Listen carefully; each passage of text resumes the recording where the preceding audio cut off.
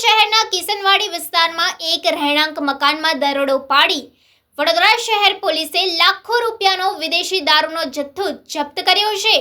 વડોદરા શહેરમાં પ્રોહી જુગારની અસામાજિક પ્રવૃત્તિ કરતા તત્વો અંગે માહિતી મેળવી પ્રોહી જુગારના સફળ કેસો કરી આ પ્રવૃત્તિને નેસ્તનાબૂદ કરવા માટેની સૂચના કરેલ હોય, જે અનુસંધાને મકાનના પીઓપીમાં તથા બ્યુટી પાર્લરની દુકાનમાં ઇંગ્લિશ દારૂનો જથ્થો છુપાવી ઇંગ્લિશ દારૂની પ્રવૃત્તિ કરતા ઈસમને દારૂ સાથે ઝડપી પાડતી વડોદરા શહેર પીસીબી પકડાયેલ આરોપીનું નામ હિતેશ કુમાર રતિલાલ જયસ્વાલ તેમ જાણવા મળેલ છે તથા વોન્ટેડ આરોપીનું નામ જિગ્નેશ ઉર્ફે જીગો પરમાર તેમ જાણવા મળેલ છે।